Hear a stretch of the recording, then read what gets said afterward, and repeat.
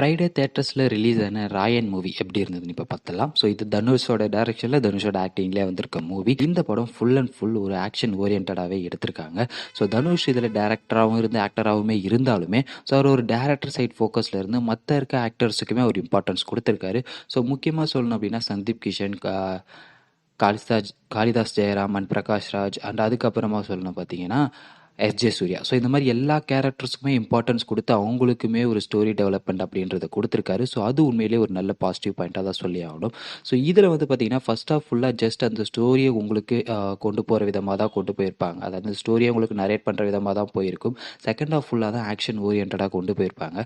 So இந்த படத்தோட ஒரு ஒன் லைனாக சொல்லணும் அப்படின்னு பார்த்தீங்கன்னா ஸோ தனுஷ் வந்து அவரோட ஃபேமிலி கூட, அதாவது தனுஷ், காளிதாஸ் அண்ட் சந்தீப் எல்லாருமே அண்ணன் தம்பிங்க. அவங்களோட தங்கச்சி தான் துஷாரா.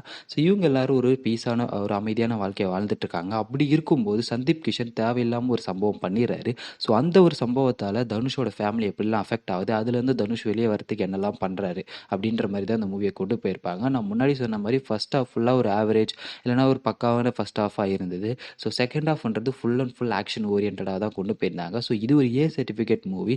ஸோ ரத்தம் தெரிக்கிற அளவுக்கு வயலன்ஸ் சீக்வன்ஸ்லாம் இருக்கும். ஸோ நீங்கள் அந்த மாதிரி வயலன்ஸ் எதிர்பார்க்குற ஆடியன்ஸ்னால் உங்களுக்கு இந்த படம் கண்டிப்பாக சாட்டிஸ்ஃபையாக இருக்கும். ஸோ படம் ரொம்பவே நல்லா இருந்தது. ஸோ என்னை பொறுத்த வரைக்கும் இதில் லேகுன்னு சொல்லி எந்த விஷயமும் இல்லை, பக்காவே கொண்டு போயிருந்தாங்க. அண்ட் நம்ம ஏஆர் ரகுமானோட பிஜிஎம் இந்த படத்தோட பெரிய பெரிய ப்ளஸ் பாயிண்டாக சொல்லி ஆகணும். ஸோ அது முக்கியமாக அந்த உசிரே சாங் ரொம்பவே சூப்பராக இருந்தது தேட்டரில் எக்ஸ்பீரியன்ஸ் பண்ணுறதுக்கு. ஸோ நீங்கள் யாரும் இன்னும் படம் பார்க்கல அப்படின்னா கண்டிப்பாக போய் செக் பண்ணுங்கள். ஸோ இந்த படத்துக்கு என்னோட சைட்லேருந்து நான் கொடுக்குற ரிவ்யூ 3.5. ஸோ நீங்கள் படம் பார்த்துருந்தீங்கன்னா உங்களோட ரிவ்யூ என்னன்றதை மறக்காமல் கமெண்ட்டில் மென்ஷன். இதேமாரி நிறையா சினி அப்டேட் தெரிஞ்சுக்கணும்னு நினச்சிங்கன்னா நம்ம எம்சி சினி அப்டேட்டை மறக்காமல் சப்ஸ்கிரைப் பண்ணிடுங்க.